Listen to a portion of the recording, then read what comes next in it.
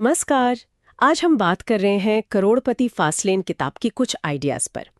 हमारे स्रोत बताते हैं कि जो रास्ता हमें सिखाया जाता है ना, स्कूल, कॉलेज, फिर नौकरी, बचत, शायद वो तेजी से अमीर बनने का सबसे पक्का तरीका नहीं है। बिल्कुल। और ये किताब असल में इसी सोच को चैलेंज करती है। ये कहती है कि जिंदगी जीने और पैसा कमाने के मोटे तौर पर तीन रास्ते हैं, और ज्यादातर लोग अनजाने में ही गलत रास्ते पर, मतलब उस रास्ते पर चल रहे हैं जो जल्दी अमीर नहीं बनाता। हाँ, वो तीन रास्ते बड़े दिलचस्प हैं। पहला बताया है साइड वॉक, मतलब पटरी से एकदम उतरी हुई राह। हाँ, साइड वॉक वाले मतलब आज में जीते हैं, पैसा आया खर्च हो गया, कल की कोई फिक्र नहीं। कोई बचत नहीं, कोई फ्यूचर प्लानिंग नहीं, बस तनख्वाह आई और गई। बिल्कुल। और फिर दूसरा रास्ता आता है स्लो लेन, धीमी गली। ये ज्यादातर लोग फॉलो करते हैं। अच्छा पढ़ो, नौकरी करो, बचाओ। हाँ, ये सेफ लगता है। समाज भी इसी को सही मानता है। अच्छी नौकरी, थोड़ी बचत, निवेश, और फिर उम्मीद कि भाई 60-65 साल में रिटायर हो जाएंगे। सही। लेकिन यहीं पर किताब एक बड़ा सवाल उठाती है। क्या उस उम्र में जब शायद सेहत भी साथ न दे, तब फरारी चलाने का मजा आएगा? ये बात तो सोचने वाली है। मतलब क्या जवानी गुजार दी जाए पैसे जमा करने में? हाँ, यही यही स्लो लेन की मुख्य आलोचना है स्रोत के हिसाब से। ये रास्ता सुरक्षित तो है, पर आपकी जिंदगी के सबसे कीमती साल ले लेता है। और इसमें क्या है ना, आपका समय सीधे पैसे से बंधा है। 1 घंटा काम, 1 घंटे का पैसा। कमाई लिमिटेड हो जाती है। बिल्कुल, आपके लगाए हुए टाइम पे ही निर्भर करती है। तो फिर तीसरा रास्ता क्या है? ये फास्ट लेन, तेज गली? हाँ, फास्ट लेन।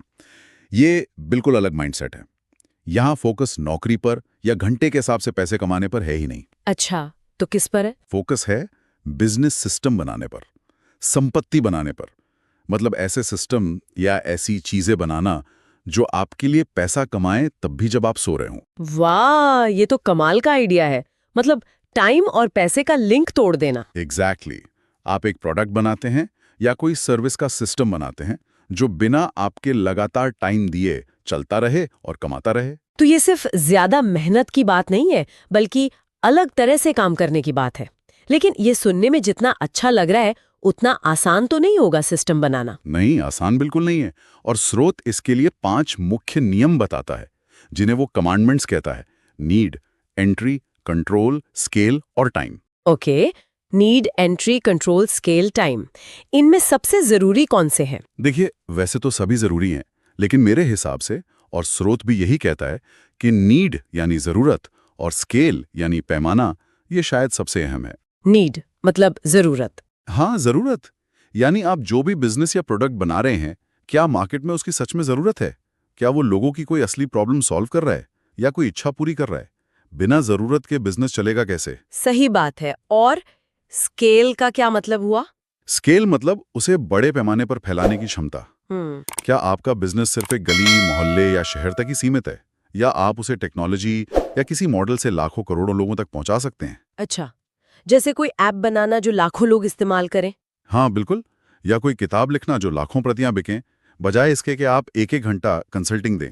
स्केल ही आपकी कमाई को आपके पर्सनल टाइम से आजाद करता है। समझ गई। तो ऐसा सिस्टम जो बहुत लोगों की जरूरत पूरे करे और जिसे बढ़ाया जा सके। और कंट्रोल का क्या? वो भी तो जरूरी लगता है, अपने बिजनेस पर अपना कंट्रोल। बहुत जरूरी।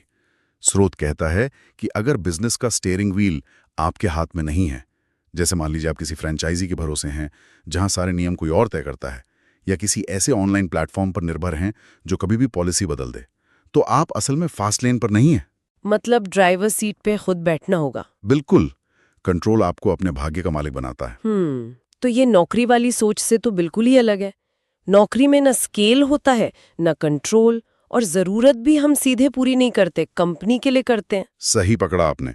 एमजे डिमार्को जो लेखक हैं, उनका निचोड़ यही है कि दौलत धीरे धीरे बचाने से या सिर्फ नौकरी से नहीं बनती। वो बनती है एक्टिवली ऐसे सिस्टम बनाने से जो वैल्यू क्रिएट करें और बड़े पैमाने पर जरूरतें पूरी करें। मतलब कंज्यूमर नहीं, प्रोड्यूसर बनना। तो ये सारी बातें उन लोगों के लिए क्या मायने रखती हैं जो शायद अपनी 9 to 5 जॉब से खुश नहीं हैं और जल्दी फाइनेंशियल फ्रीडम चाहते हैं? देखिए, उनके लिए ये एक एक वैकल्पिक रास्ता दिखाता है। स्रोत ये नहीं कहता कि ये आसान है, बिल्कुल नहीं। पर यह जरूर कहता है कि अगर लक्ष्य जल्दी फाइनेंशियल फ्रीडम पाना है तो पारंपरिक स्लो लेन शायद बेस्ट रास्ता ना हो। फास्ट लेन एक अलग तरह की मेहनत, रिस्क और सोच मांगता है। बिजनेस बनाने, स्केल करने और कंट्रोल रखने पर जोर।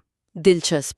वाकई ये पारंपरिक सोच से हटकर सोचने पर मजबूर करता है। हाँ, ये एक माइंडसेट शिफ्ट है। टाइम बेचने वाले एम्प्लॉय से एसेट बनाने वाले उद्यमी बनने का सफर।